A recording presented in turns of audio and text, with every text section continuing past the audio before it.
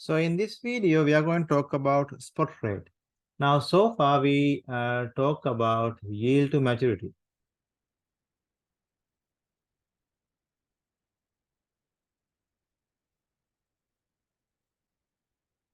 So basically, yield to maturity is you set the present value of the product. So this is basically price. Um, I would say present value of the product or price. Let's say price. So equal to the discounted.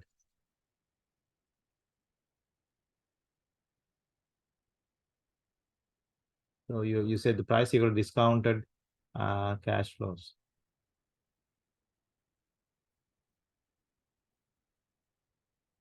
Future cash flows. So that would give you the yield rate. So basically, the way you do this, you take the market price and then you discount the future cash flows for given bond and then find the yield rate. You don't have to do this. It's actually published in financial journals and like terminal like Bloomberg, and then you can get the yield to maturity for given bond. So basically, you get a curve like this. So here you have maturity, and here the yield. Then you get a curve like this. So now we want to move on to the spot rate. So what is spot rate? Spot rate is defined as the yield on a zero coupon instrument. So remember that we want to define coupon bond as a combination of zero coupon bonds. Okay. For coupon bond, we have the yield to maturity.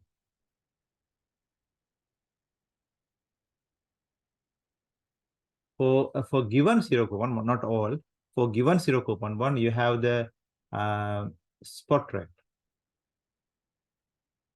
Okay. So now if I draw the coupon bonds, it's look like this.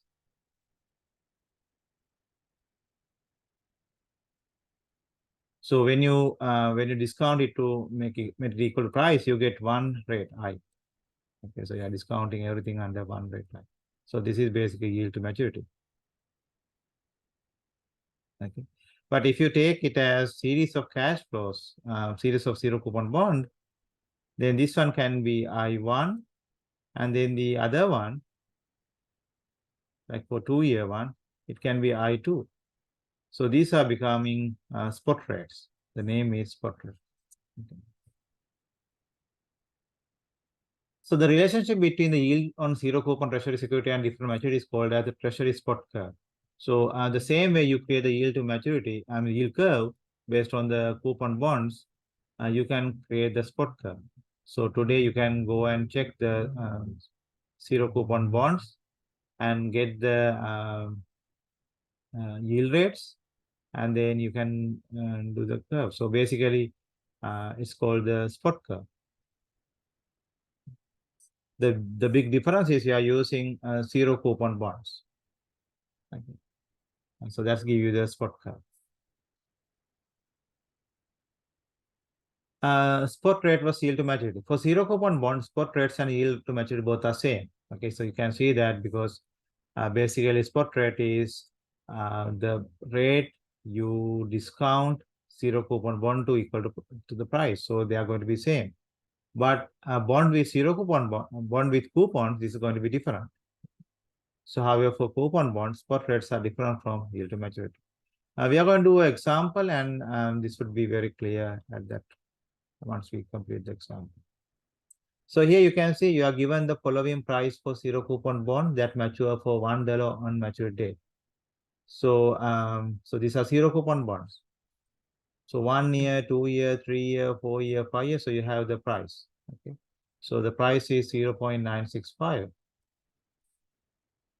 for 1 year, and you are going to get $1. So what's the rate? You have to discount using rate I. So basically,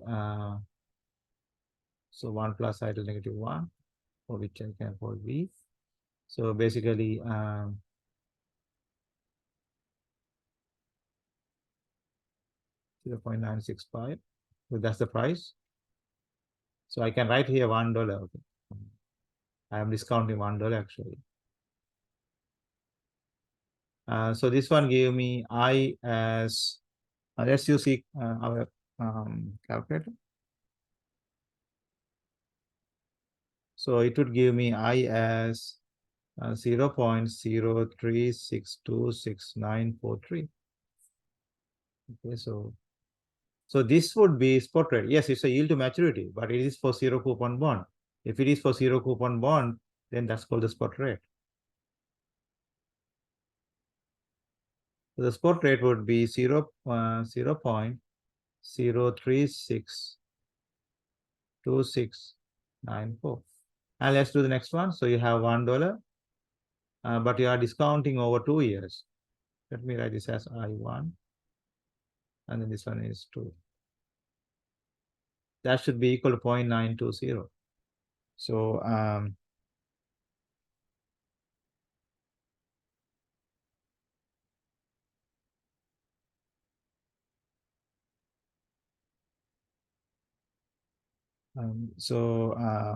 if you try to find the answer for the spot rate using this equation, you would get 0.04257207. So this would be the answer for the first question. What is the 2-year spot rate? That is 0.04257207, or you can say 4.257%. Consider 2-year 1,000 coupon bond which pays 7% annual coupon and mature at par. So the bond look like this: 0, 1, 2. It pays coupon of 7%, annual coupon. So for the $1,000, you get 70 here, and then 70 here plus maturity 1,000. So now we want to find the yield rate. So it's a par value bond. So it's 1,000 here. So I would set 1,000. That's the price, equals 70 times. So now we can see why we need spot rate, or why we even consider bond as a set of zero coupon bonds. Because now I want to discount 70. What I should use? It should be the spot rate for 1 year. Then I need to discount this 1,070. What I should use? I should use this 2-year spot rate. So it should be 70 divided by 1 plus I1 plus 1,070 divided by 1 plus I2 squared.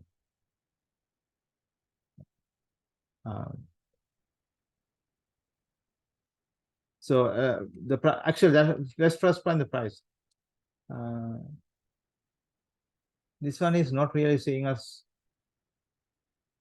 It's a par value bond. It's a mature at par, not par value bond. Okay, so not par value bond. Okay, so first find the price. Okay, so this one will give the price. So let's calculate the price. So this gives you 70 divided by 1. Actually, if you observe this entire quantity,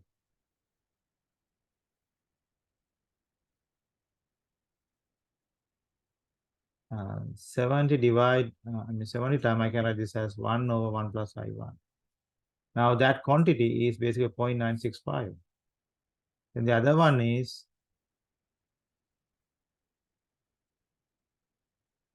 this entire quantity is actually 0.920. Okay, so from here you can see it's 0.920. So I can find the price really easily by multiplying 70 by 0.965 plus 1070 times 0.920. So that gave me the price. So let's get the price.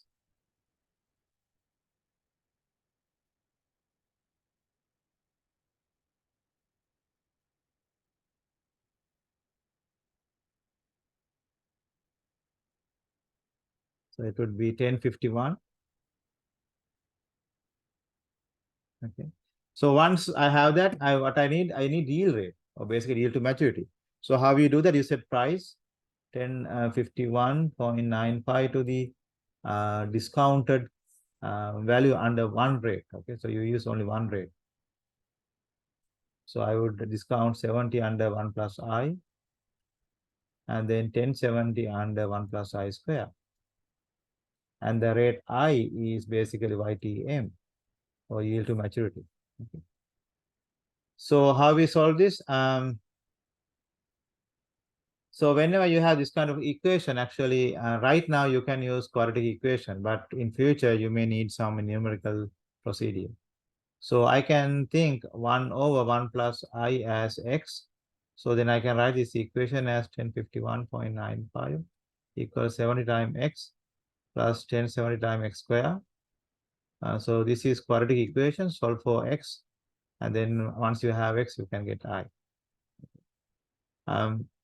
But that's only for this one. But if you have more term, like let's say you have another x to the 3 term, or x to the 4, then it turn out to be you need some numerical approach to get the rate I.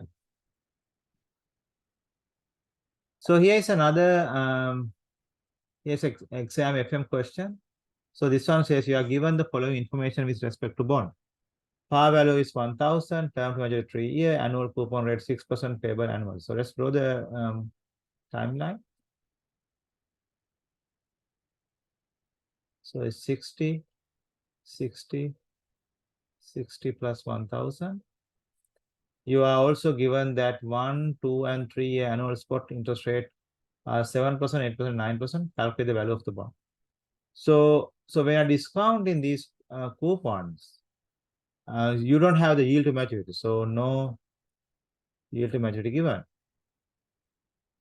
If that's the case, you should use spot rate appropriately. So the price would be then 60 divided by 1.07 because it's 1 year. Then the next one is 2 year, and then we use the spot rate.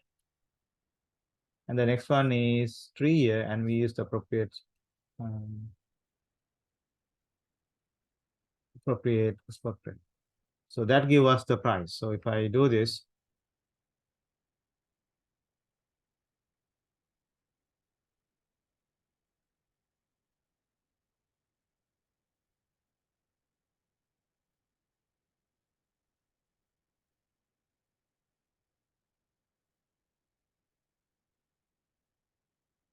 so the price would be 926.0295. So you can see that this kind of questions really easy compared to what you learn. So some annuity problem, it may be harder than this. So if you learn the concept, this would be an easy point in your during the exam. So here's another question. You are given the following information with respect to bond. Par value is 1,000, term measure 3, coupon rate is 6. You are also given the spot rate. The bond is sold at price equal its value. Calculate the annual effective yield rate for bond I. So this is the same question here. So we know the price. So what's the price? Just found it here. The same problem, the same rate. So it's 126.0295. But now it's asking yield to maturity, YTM. Okay. So what we do, so now you discount under one rate, one fixed rate. Okay, so basically you divide 60 by 1 plus I, 60 by 1 plus I square, plus 1060 by 1 plus I to the 3. So right away you can say this is cubic equation because you need to solve for I. So you can start with the substitution x equal 1 over 1 plus I. So that would give you 926.0295 equals 60x plus 60x square plus 1060x cubed. Okay. So the easiest way to get the solution is during the exam would be just substitute one of those rates and see whether it would give you the answer. Okay.